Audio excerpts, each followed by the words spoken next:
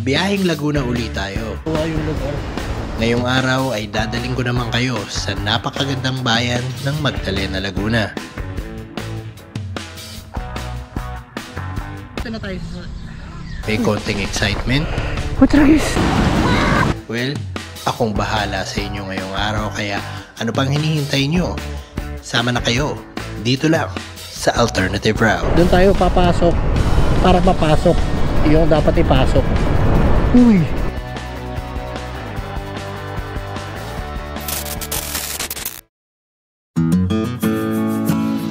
Welcome sa panibagong episode ng Alternative Route.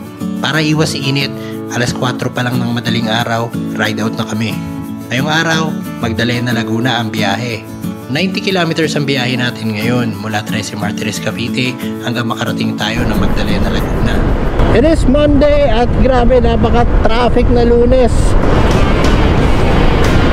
Good morning! Alright, so today pupunta tayo ng Magdalena, Laguna para magpalamig dyan sa Balanak Dam. Alright, oras natin ngayon ay mag-aalas 7 ng umaga at kasalukuyan nating binabaybay itong kahabaan ng National Road dito sa Laguna. Bale, ilang bayan pa ng Laguna ay madadaanan natin bago tayo makarating doon sa pupuntahan natin. Napakaganda talaga dumaan dito. Napaka-solid ng daan. Napakaluwag ilang lanes yan, oh. Tapos mabibilis din ang sasakyan, wala masyadong traffic kaya tuloy-tuloy ka lang. Kaninang umalis kami ng bahay parang napansin ko na kumikidlat-kidlat. Sabi ko baka uulan, pero mukhang hindi kasi ngayon alas 7 pa lang, tirik na yung araw. Mukhang matindi na naman to. Mukhang matindi na naman tong araw na to. Pero okay lang naman kasi lilipas din naman yan. Pero hindi ko lang alam kung kailan matatapos tong tag-init. Alright, Victoria Laguna na tayo. Paglagpas mo ng arka ng Victoria Laguna, medyo maliit na yung daan. Yan, kita nyo naman. Pero tuloy-tuloy naman. Hindi naman ganun ka-traffic. Medyo mabagal nga lang yung daloy. Sakto lang, chill lang. Bali, hindi pala first time na pupunta ako dito sa Magdalena, Laguna kasi last year pumunta kami dyan sa HNB Nature Camp. Nag-spend kami overnight sa napakagandang campsite na yan. Solid, ang sarap maligo. Bali, yung tubig na nanggagaling dun sa campsite na yun kasi may river dun sa gitna. Bali, dun din yun galing sa dam, sa Balanak Dam. At yung tubig na nanggagaling doon sa Balanak Dam ay galing sa Bundok Banahaw yan. Ang ganda dumaan dito, puro puno. Parang napaka-presko. Actually, napaka-presko naman talaga. So ngayon, 76.1 kilometers pa lang yung total distance ng binibiyahe natin simula Trece Martires, Cavite. At ngayon, andito na tayo sa bandang Pila, Laguna. Ngayon, kalalagpas lang natin doon sa town marker ng Pila, Laguna. Tapos next na bayan is Santa Cruz, Laguna. At from Santa Cruz dadaan tayo or papasok tayo dun sa Magdalena Liliw Road. Dun tayo papasok para mapasok yung dapat ipasok. Uy, ano yun? Okay, ito na, papasok na tayo ng bayan ng Santa Cruz. Parang ang bilis. Saktong-sakto na. Yung init, oh. Medyo tirik-tirik na yung araw pero saktong-sakto yan pag nagbabad tayo dun sa dam. Pangit naman kung malamig ang panahon saka ka magbababad sa tubig. Nako, baka magkasakit tayo niya. Grabe, nakikita ko na dito yung bundok ng ano, sa may Kaliraya, sa may Lumban. Ganda. Bali, lilikuan natin, alam ko sakop na siya ng Pagsanhan, Laguna. Yung Jollibee, yun yung Magdalena Liliw Road. Medyo malapit-lapit na, in a few meters or kilometers ando na tayo sa kanto. Grabe, ang init na. Ayan, kung nakikita nyo yung Jollibee na yan, dyan tayo liliko kakanan. Yan na yung Magdalena Liliw Road. Laki ng jeep, oh. Okay, so kanan na tayo dito. Wala na tayong mahanapan na kape. Pagtapos ng ilang kilometro ay narating na rin namin ang bayan ng Magdalena. Okay, nandito na tayo ngayon sa Santa Maria Magdalena Church na matatagpuan dito sa Magdalena, Laguna.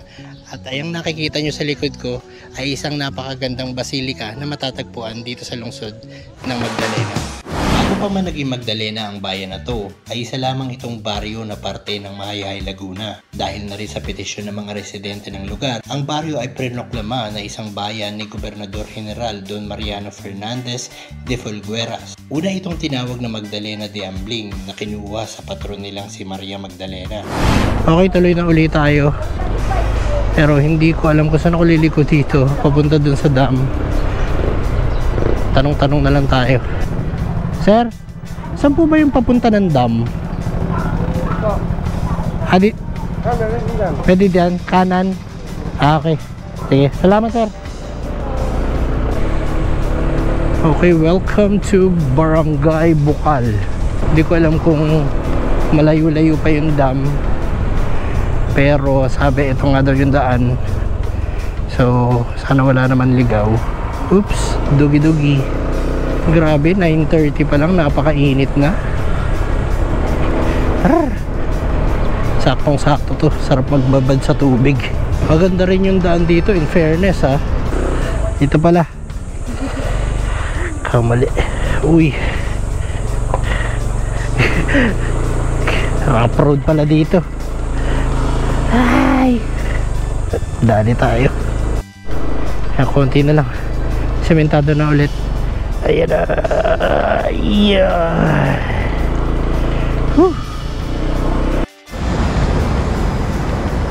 Okay, nandito na tayo sa Balanak Dam. Mukhang ginagawa yung lugar.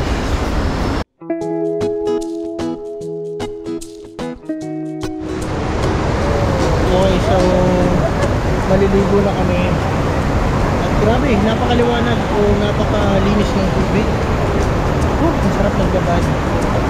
Nga pala dito, wala namang entrance kung pupunta ka. Free lang, pero kung gusto mo mag-rent ng cottage, 300 pesos. So yung mga may-ari ng cottage, iba-iba yan. Pero meron namang mag-a-assist sa inyo sa taas. Ngayon, kung balak nyo naman, huwag mag-rent ng cottage, okay lang din naman. Kung mayroon kayong sasakyan, o lalagyan ng mga gamit, pwede na rin dun. Yun na yung magsisilbing cottage nyo. So okay na rin, sulit na rin, diba? 300 pesos ang kapa. Pwede ka magdala dito ng mga pagkain, or kahit uminom kayo dito, pwede. Kahit marami kayo, okay lang. Ngayon, ang sitwasyon dito is ginagawa yung dam. May part ng dam na may tambak. So hindi katulad ng dati, kung nakapanood kayo, kung nakapanood na kayo ng video tungkol dito sa Balanak Dam, nakita nyo ang ganda naman talaga. Ngayon, medyo hindi maganda itsura kasi may mga ginagawang part. Pero okay lang din, katulad nga ng sabi ko, okay pa rin yung tubig. Solid pa rin, malinaw, malinis. Pwede kayong magbabad. Lalo na ngayon, grabe, napakainit, diba?